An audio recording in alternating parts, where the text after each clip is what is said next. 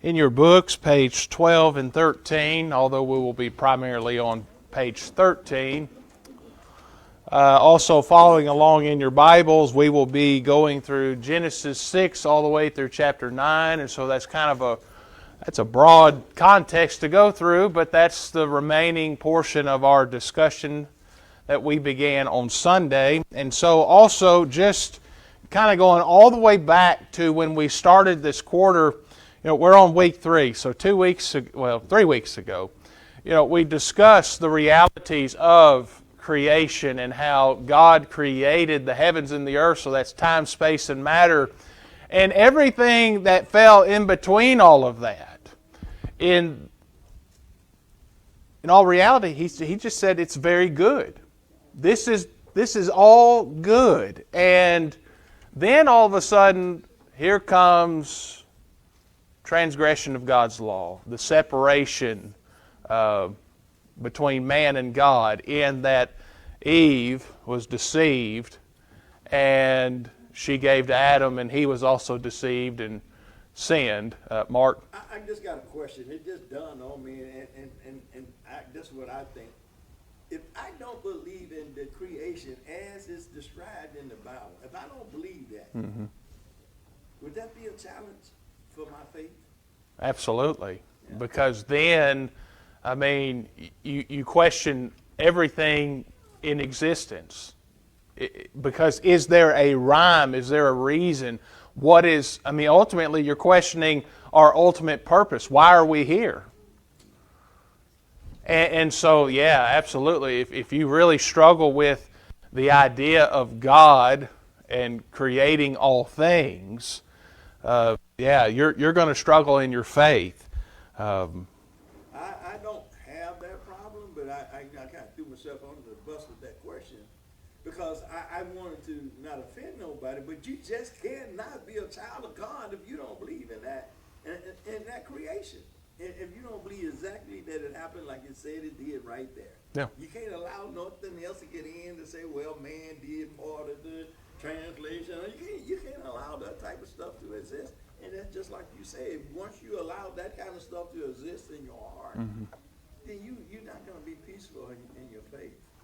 Yeah, and I think a lot of times people view faith as this idea of just it's blind, that there's no substance behind it, there's no meaning behind it, and when you look at that and then you want to invalidate creation as we know it, as we studied in Genesis 1 and 2, but you want to accept blindly all of the theories that are proposed and given through other avenues of science. Not all science tries to disprove God. I think we also need to make that abundantly clear. We don't want to make poor arguments. Science is not against God. There are people who are reprobates, that are sinful, that like literally everything that they're trying to do, they're trying to disprove God.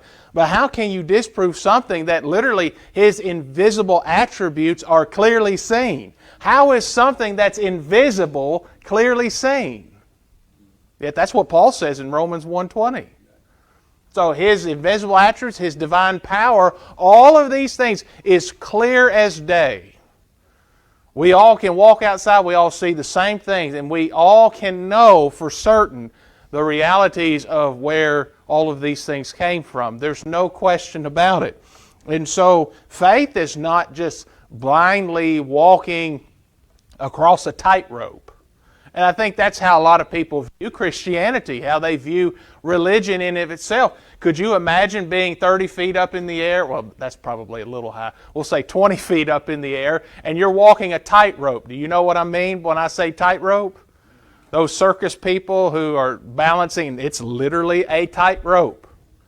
If that's really how you feel in your faith, then you know what? I think we need to talk. We need to have some one-on-one. We need to study. Because that's not what faith is, and that's not what it's about. It's not a matter of we step off and then all of a sudden, boom.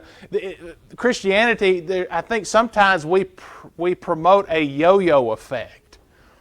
We're just constantly up and down and up and down, and that's across the board in a lot of different conversations. But I'll throw this at you, salvation for one moment. boom, you're saved 1 minute, and then you're a yo-yo. Well, you let go, and then all of a sudden, boom, you're saved the next minute. I don't see true Christianity, true faithfulness, right? To be of faith, to be a faithful individual, and the idea of practicing faithfulness, that's not a yo-yo effect. That's not God has you in His hand 1 minute, and then the next minute He doesn't have you in His hand. The idea is that if and when you make those mistakes, what do you do about those mistakes? God isn't just automatically letting go and waiting to let go the first moment you make a mistake. What about the eternal security of the faithful child of God? He who walks in the light as Jesus in the light, he has what? We have fellowship with one another. And so, getting all that to tie it back here to this reality.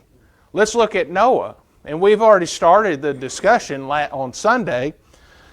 But with Noah, we see in verse 22, we see this excellent reaction, this excellent disposition. Thus Noah did according to all that God commanded him, so he did. God did not give Noah not a single bit of instruction that was too much. We're told that we're supposed to take up our crosses daily and do what? And follow Him, follow Christ, right? Jesus says, "Come to me, all ye that labor and are heavy laden, and I will give you rest." And so part of that instruction that we're given throughout the New Testament is to take up our crosses daily and follow Him. Is that impossible? No. No. Everything that we have been given, that we have been instructed to do, the conditions, if you will. Well, the conditions of God are not works of man, right? And so what is it that we typically hear so much about baptism? We're saved by grace through faith and not by works. And so it's like, well, wait a minute. Why are you saying that baptism in water to be baptized in the name of Jesus, in water, for the remission of your sins, how on earth is that a work of man? It's not. Well, I agree, Philip. It's not a work of man. But that's what so many people equate it to. It's a rule of God. That's right. It's kind of like the instructions given to Noah regarding building the ark. Look at Genesis 6 real quick. In verse 13. Notice this. Then God said to Noah, "The end of all flesh has come before me, for the earth is filled with violence because of them. And behold, I am about to destroy them with the earth. Make for yourself an ark of gopher wood. You shall make the ark with rooms, and you shall cover it inside and out with pitch. This is how you shall make it. The length of the ark." And so he goes on, he gives all this great, wonderful, magnificent description of this place of refuge. What is refuge? Place for safety, where you be safe. To be safe. What is it that we do when we have those wonderful tornado warnings going off, when the sky is screaming?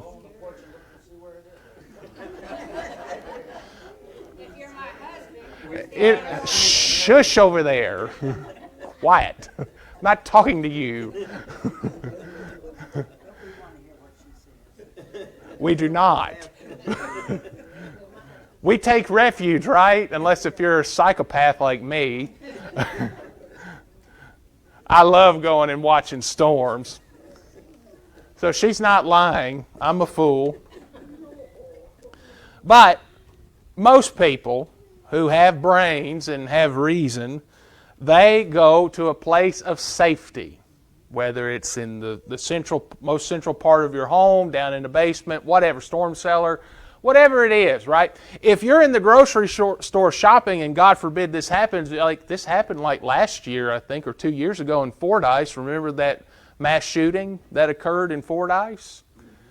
It was at Piggly Wiggly, I think, and I don't think anybody anticipated that happening. Everyone in there, workers, vendors, the shoppers, they're going through their normal everyday life, And all of a sudden they start hearing gunshots. And so many of them, what they did, naturally, they all ran towards the same place, and a lot of the workers were saying, hey, let's go to the freezer and cooler area. And that's where a lot of the police found so many of the shoppers and the workers, was in the cooler and freezer area there in that store. That was their place of refuge during all of that chaos. And so that's just a natural thing, that we want to seek out a place of refuge. We want to be safe. And do you know what? What is our place of refuge for us spiritually now in the Christian dispensation? Okay?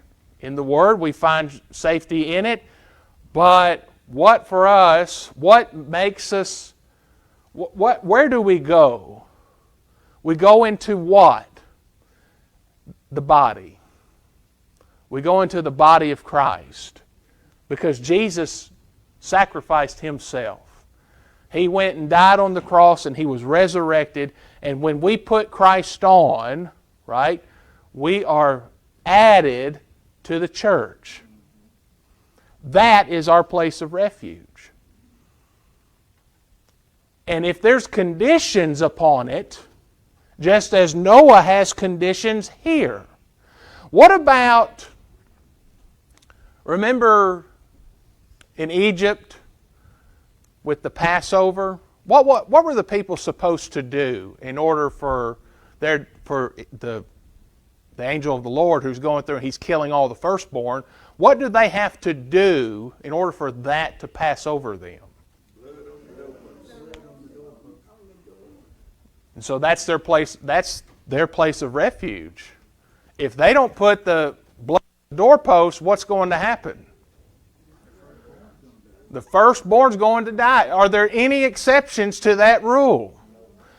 Were they working out their own salvation by putting blood on the door? As far as themselves, saving themselves, who was it that ultimately saved the firstborn? The Lord did. He passed over them. And He set forth conditions for that. When Moses parted the Red Sea, right? Well, not really Moses, but God through Moses, right? And they started walking across that dry land. And they got to the other side. Who saved who? Did they save themselves or did God save them? God saved them. Even though there was conditions involved, because they had to continue walking. But you've got folks nowadays, if they would have been there in the time of Moses, they would say, oh, Moses, we can't do anything. We got to stand right here because the Lord's going to save me through faith alone, in grace alone. We can't do a thing. What would have happened to them? Pharaoh and his army, they would have slaughtered them. They would have died. And so we can't sit here and think that all conditions them of themselves are works of man. Just keep your tabs here, but real quick, go over to Colossians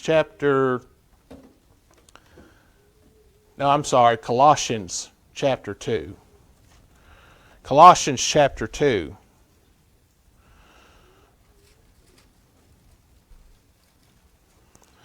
And I'm going to start at verse 9. Colossians 2, verse 9. For in Him, it's talking about Christ, all the fullness of deity dwells in bodily form. And in Him you have been made complete. In Christ. So outside of Christ you're not complete because you're not in the place of refuge. You see? He is the head over all rule and authority, and in Him you were also circumcised with a circumcision made without hands, in the removal of the body of the flesh by the circumcision of Christ. Now notice verse 12. He says, having been buried with Him in baptism, in which you were also raised up with Him through faith in the working of who? God. Through faith in the working of God who raised Him from the dead. So God who raised Jesus from the dead. That same power, that same God is the same God who is at work in you and through you when you obey the gospel. That's not you sticking your hand out saying, God, you owe me. I don't know of a single faithful gospel preacher who has ever preached such a sermon or taught such a doctrine, that somehow God owes us because we have met His conditions. No, it's actually reversed. We are thankful for God for His conditions so that we can come to Him and be safely secure for all eternity. But continue on. When you were dead in your transgressions and the uncircumcision of your flesh, He made you alive together with Him, having forgiven us all our transgressions. And so that, my friends, is the grace of God at work in you, because you submitted your life and your will to Him. Similar and likened to Noah, if he wants to survive this catastrophic flood, what does he have to do? This ark that he has to make, right? This ark, this is how you shall make it. The length of the ark, 300 cubits. Its breadth, 50 cubits, and its height 30 cubits. You shall make a window for the ark and finish it to a cubit from the top, and set the door of the ark in the side of it. You shall make it lower with second and third decks. Now I want us to just consider real quick, what kind of wood did he say? Anybody know what gopher wood is? It's what did you say, Bill? Boys the ark. Boys the ark. What we think it is. We don't know. But we don't really know what kind. But let's just say for example, let's use a tree that we all know and love here in the South. If he would have said pine tree, could we go out and get black walnut or oak or pecan, or could we get cherry wood? Could we use some other kind of wood? No, we can't, because God instructed him to use a specific wood. Yeah. He said this kind of wood. He said gopher wood. And if we deviate from God's plan think about Uzzah, right? And I've used him quite a few times in my studies. It's been a little bit. But Uzzah died because he did what? Okay. Now, were they supposed to be transporting it that way? Suppose that if they would have been transporting it the way that God specified, you think that ever would have occurred? I don't think so. Now, we know that's not what happened. What happened is David, in his infinite wisdom, he said, well, we're going to get the oxen and we're going to have them carry the ark because, let's have the animals do our bidding and do our work, right? Now, I'm obviously overgeneralizing it, but that's essentially what happened. David said, well, let's just do it this way. It's more convenient. How often have you heard that in religion? Let's do things that's convenient. Let's make it better. See, and so when we go through and we begin to throw in our think-sos, or this is what I think should happen, and this is going to be awesome and better, and we're starting to meddle and whittle on God's end of the stick. And God does not play with that. He's not pleased with that type of attitude and disposition. If Noah would have stepped up and said, God, hey, these blueprints are awesome and all, but I don't really think I can do it. Or maybe we should do it another way. Now, God gave him all the instructions. Now, as how Noah goes through and builds this ark, that's up to him as far as all of the, there's general authority for him to go and build. So if he needs hammers or whatever, he can use all of those means to accomplish the will of God, which is to what? Build this ark. And so then he tells him, verse 17. Sorry, I lost my place. Behold, even I, am bringing a flood of water upon the earth to destroy all flesh, in which the breath of life from under heaven, everything that is on the earth, shall perish. But I will establish my covenant with you, and you shall enter the ark, because this is safety. This is safety from this type of catastrophic flood that's going to take place and transpire. Nobody had ever experienced something like this at this time. In this day and age, these people had no idea what was going on. And so you shall enter the ark, you and your sons and your wife and your sons' wives with you, and of every living thing of all flesh you shall bring 2 of every kind into the ark to keep them alive with you. They shall be male and female, of the birds after their kind, and of the animals after their kind, and of every creeping thing of the ground after its kind. 2 of every kind will come to you to keep them alive. As for you, take for yourself some of all food which is edible, and gather it to yourself, and it shall be food for you and for them. Thus Noah did, according to all that God had commanded him, so he did. And so I want us to just stop and think for just a moment. His attitude was that which not earned him anything. He didn't deserve it, but that he complied. He said, this is for my good. This is for my family's good. This is for the world's good. Anybody of the world who comes and walks on this ark is going to be saved. He goes out and preaches for how long? 120 years he preaches, and not a single person outside of his family gets on that ark. Boy, he must have been a sorry preacher. Okay. Was it written in there what he preached? I never found out what he preached. Yes. I know Peter notes him, excuse me, Peter references him as a preacher of righteousness. Let's see. And then, let's see. I thought there was another. I'm trying to speed read real quick.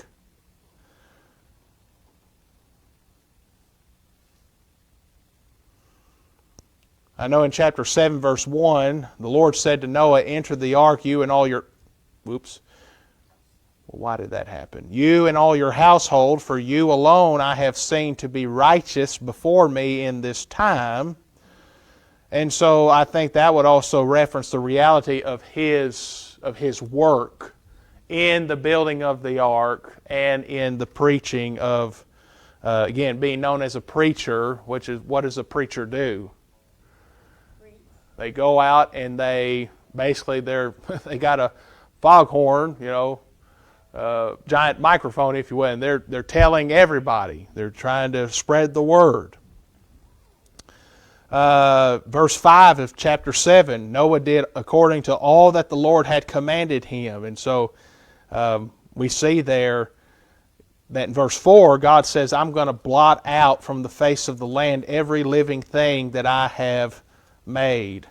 Boy, that's a big turnaround from when he said everything I made was good. And so this is a massive turnaround. He did that because when he said it was good, they turned bad and wicked. That's right. Their hearts, every intention of man. Does anybody want the fan on? Yes. Okay. I didn't know if I was the only one that felt that way. We're in that funky time where, sometimes it's cold and sometimes it's hot, so I didn't want to have the air just blasting everybody. And so... Lesson, the brother here, Welliver,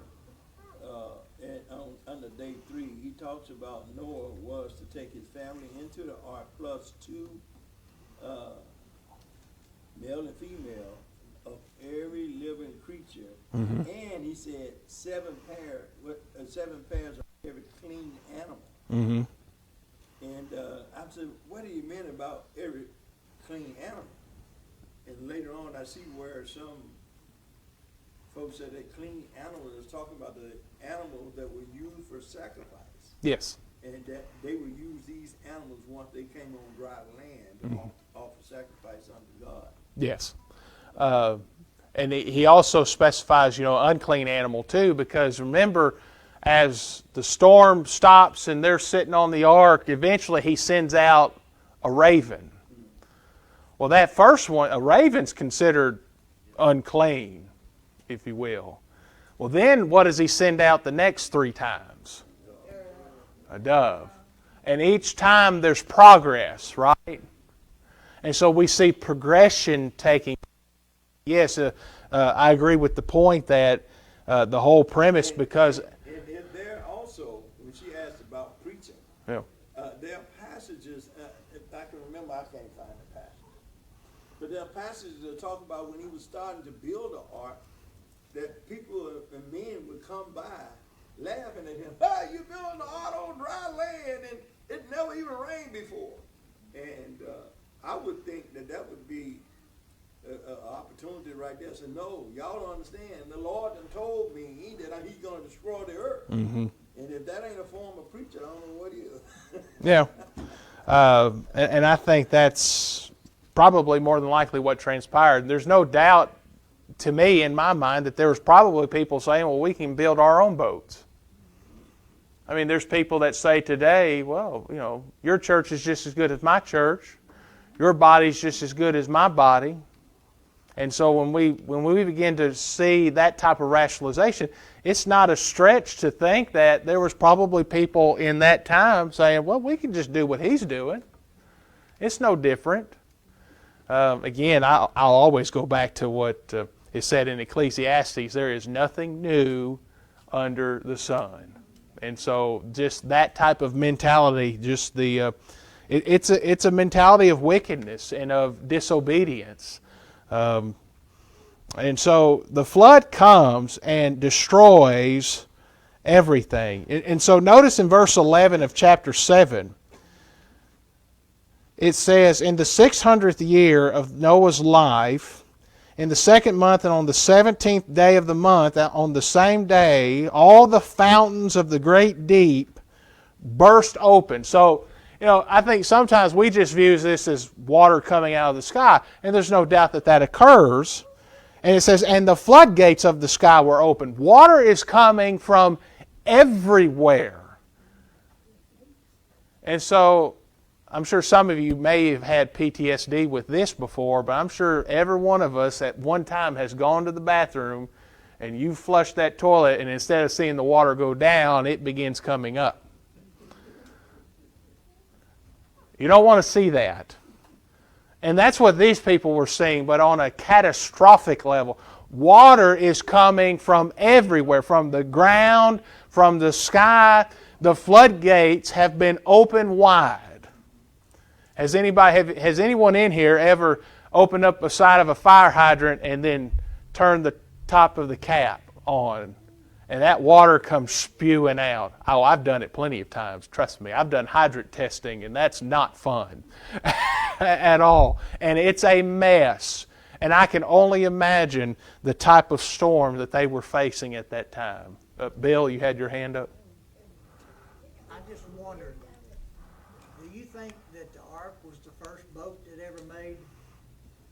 Do you not think there was any fishermen there that earned their living fishing, and there were boats for people to get in that could have saved themselves for a little while? They couldn't stay saved for a year, I don't guess, Yeah. the way Noah did, but I just wondered if nobody had built a boat before.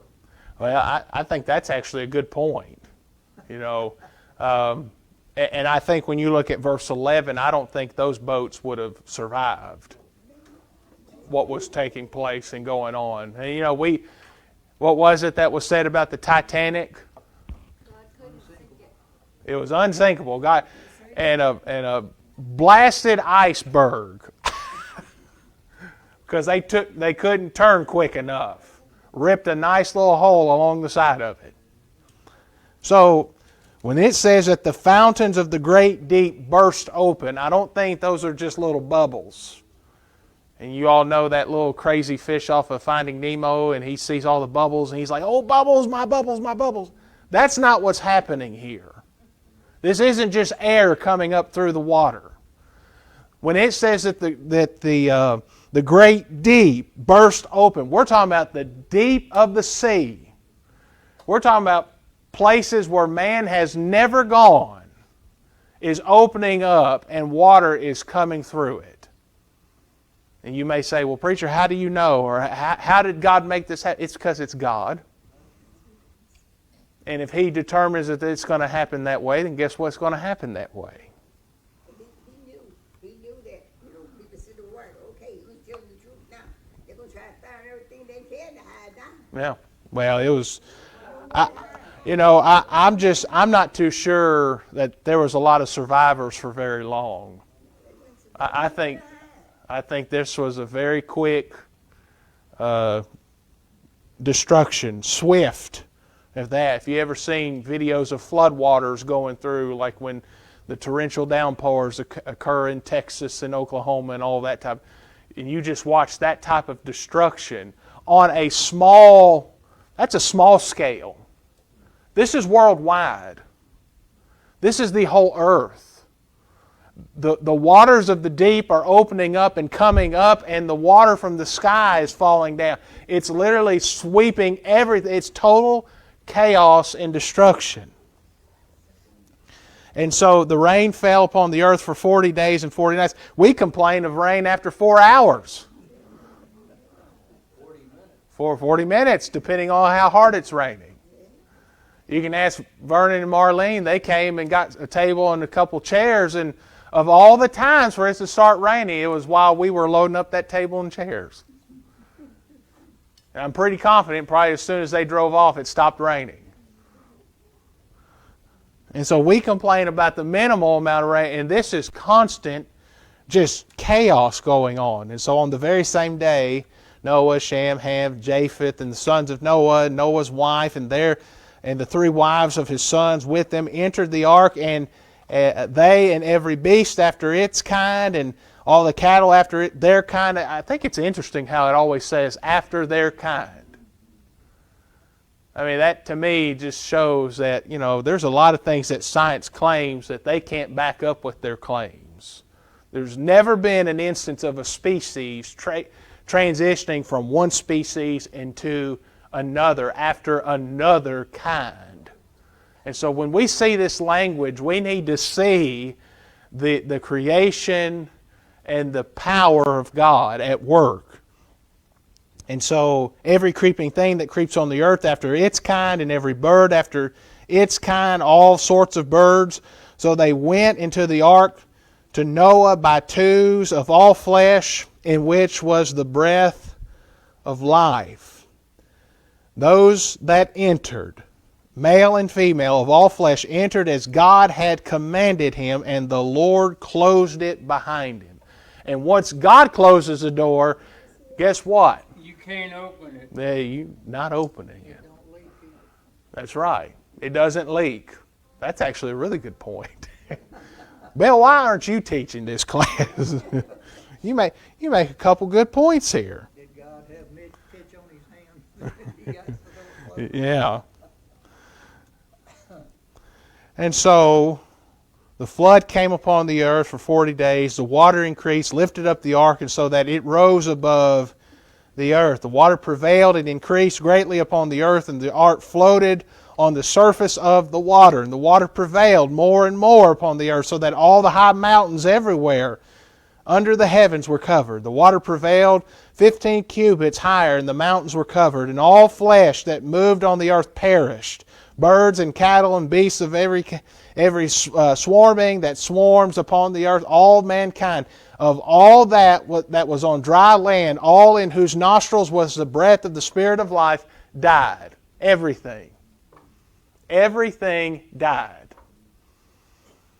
Thus he blotted out every living thing that was upon the face of the land, from man to animals to creeping things to birds of the sky, and they were blotted out from the earth, and only Noah was left together with those that were with him in the ark. The water prevailed upon the earth 150 days. So do you suppose that we should probably listen to where God says for us to go? We have to. If we don't listen, we're gonna make a mistake. And God don't like us not to listen to him. That's right. He demands us to do it. Mm-hmm. And we reject, we're gonna have a consequence. Yep. Absolutely. And so we should take heed to what God says and what He communicates to us. Now the problem is you have false teachers, people who claim to be prophets, false apostles, whatever you want to call them, heretics. You can probably come up with a name and insert it here and it's probably correct. You got all these folks coming out and saying that, well, God spoke to me last night and told me to tell you. And that's when I'm just like, you just need to button your beak and you need to read. That's what you need to do. But you'll be, Yeah. That's from a movie. Which movie is it from? but you'll be. Whenever the character said, button your beak. Was that Robin Hood? Might have been Robin Hood. I can't remember. I have so many kids' quotes because, I've got 4 of them, so all I watch is little Disney movies and everything. The old ones, the new ones are terrible, but the old ones are good. And so, we just need to slow down. I think sometimes we get caught up in the hoopla of things. And you know what? Noah didn't allow even the things that he didn't fully understand. I think sometimes we look at these characters and we think that, well, man, they were just so awesome and so faithful. They never made a mistake. They never had a misstep. You can't tell me that Noah didn't probably say, what? Like, how is this going to... And it's not that this moment of doubt's questioning the existence of God or anything, but, again, we find out shortly after all this, he finds himself drunk. He wasn't a perfect person. But the overall life that he lived, the kind of man that he was, what kind of person are you? Are you the kind of person that finds himself seeking after God day after day, irregardless of whatever circumstances you find yourself in right now in this moment? Or do you find yourself in the challenging moments saying, well, God, it's time to go on the back burner because this ain't working out? And more often than not, that's what typically happens. Real quick, and I found that other verse that talks about Genesis 8 and 6. This is where this begins, where he begins sending out the raven and the dove. Then it came about at the end of 40 days that Noah opened the window of the ark which he had made, and he sent out a raven, and it flew here and there until the water was dried up from the earth. And then he sent out a dove from him to see if the water was abated from the face of the land. But the dove found no resting place for the sole of her foot, and so she returned to him into the ark, for the water was still on the surface of the earth. And then he put out his hand and took her and brought her into the ark himself. And so she's still seeking safety. This storm hasn't gone on. There's still danger afoot. So he waited another 7 days, and he sends out the dove. And so now this time brings back an olive leaf. You see there in verse 11. So now Noah knows that the waters abated from the earth, and so then he waited another 7 days and sends out the dove, but she did not return to him again. And so now it came about in the 601st year, in the first month, on the first of the month, the water was dried up from the earth. And then Noah removed the covering of the ark and looked, and behold, the surface of the ground was dried up. And so now everything is starting to fall into place, if you will. Everything is starting to go back to normal. And so now God speaks to Noah, saying, go out of the ark, you and your wife and your sons' wives with you, and bring out with you every living thing of all flesh that's with you, birds, animals, creeping things that creep on the earth, that they may breed abundantly on the earth and be fruitful and multiply on the earth. And so that was the same thing that was given before. When God created everything, He said, be fruitful and multiply. And so this was kind of that giant reset, if you will. So Noah goes out, him and his sons and his sons' wives, every beast, every creeping thing, and every bird and everything that moves on the earth went out by their families from the ark. And Noah built an altar to the Lord, and took of every clean animal, this is what Mark was referencing earlier, and of every clean bird, and offered burnt offerings on the altar. Noah knew after this, when he gets off that ark, he's going to have to worship God. He's going to have to bow down and worship God and be thankful for His salvation. And so he took every clean animal of every clean bird and offered burnt offerings on the altar. And then the Lord smelled the soothing aroma. And the Lord said to himself, I will never again curse the ground on account of man, for the intent of man's heart is evil from his youth, and I will never again destroy every living thing as I have done. And so now we see a change, if you will. Can the Lord change? He did then, right?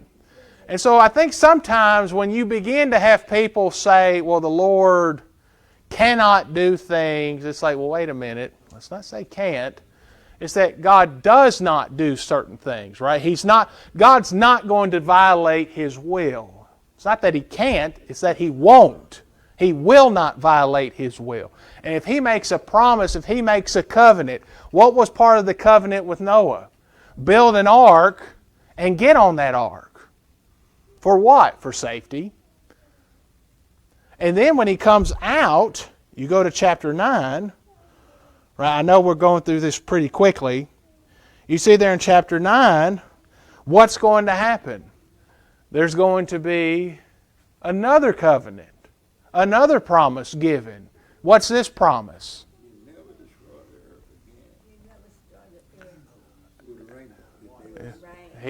He provides a sign. And this is something that I'm convinced the earth had never seen before until He creates this sign. And He creates this sign through all of the changes that takes place because of this worldwide destruction that transpired here.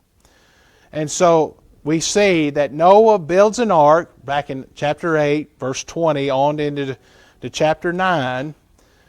And then he also says, look at chapter 9, verse 2. He says, the fear of you and the terror of you will be on every beast of the earth and on every bird of the sky, with everything that creeps on the ground and all the fish of the sea. Into your hand they are given. What did He reestablish? A covenant. Well, that's true.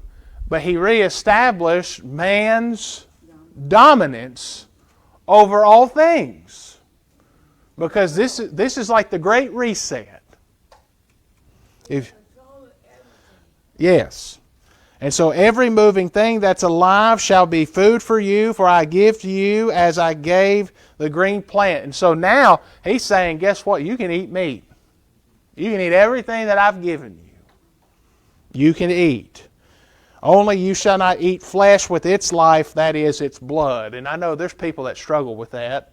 So they say, well, you can't eat rare meat. Well, rare meat's not eating blood. That red liquid you see is not blood. That is a different kind of liquid. It's like hemoglobin or something. I don't remember the technical term, but it's not blood. And so, but this is talking about you shall not eat of something that is still alive and eat of its blood. He's saying that's not acceptable. But you can now, because before this, when Adam and Eve were in the garden, they didn't eat animals. They ate of everything that was in the garden provided to them. Then they even ate more than they should have. Right? We know that from the story.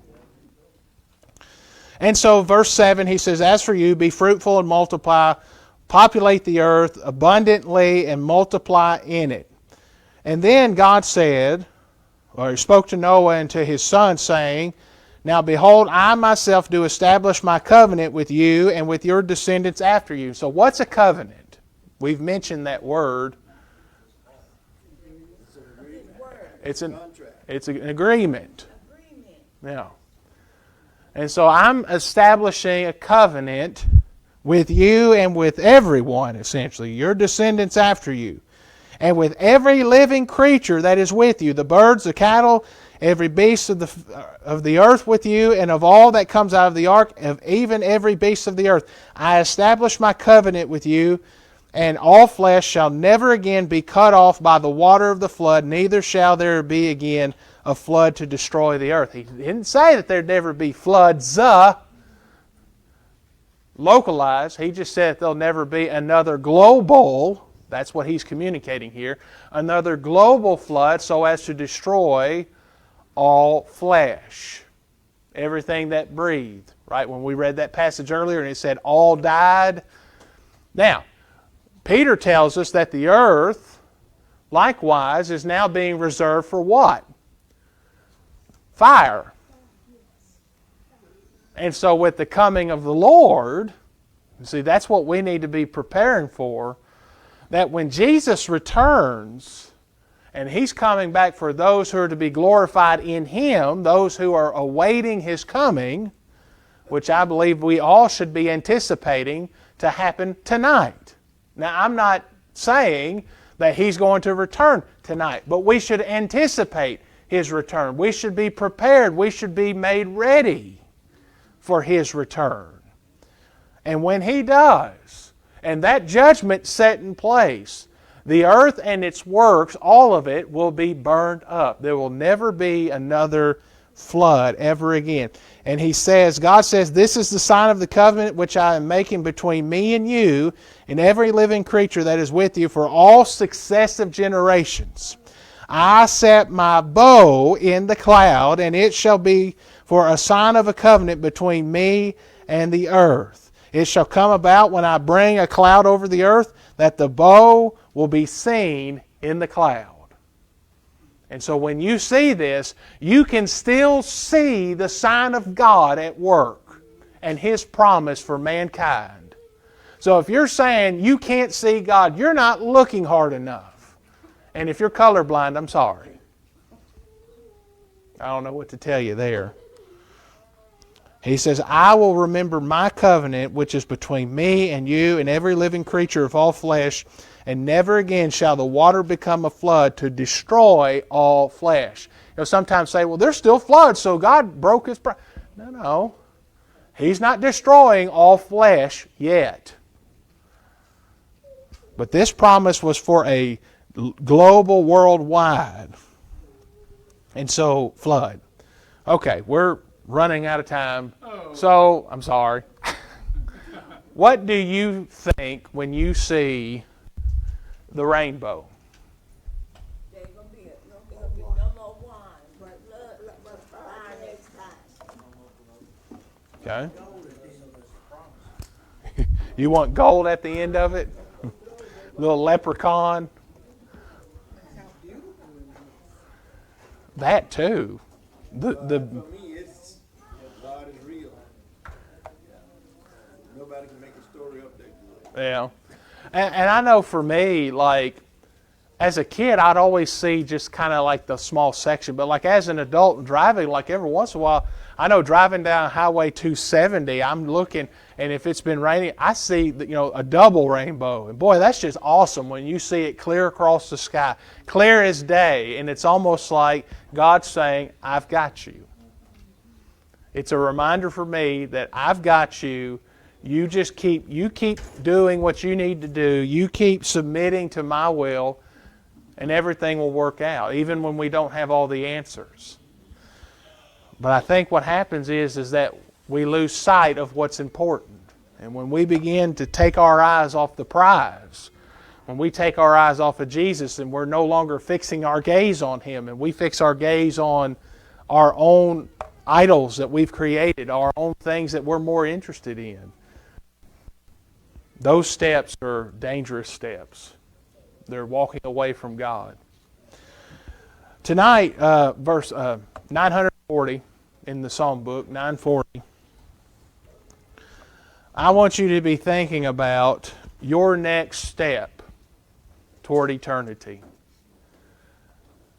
If you're on the straight and narrow path, stay the course.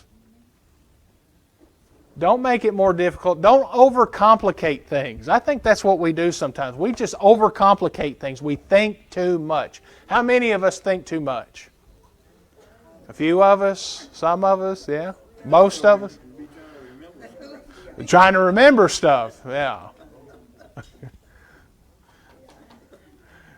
She's starting to chatter her teeth. You better be careful. That tip of that thumb might go away. No, but seriously, don't overcomplicate this. Make it simple.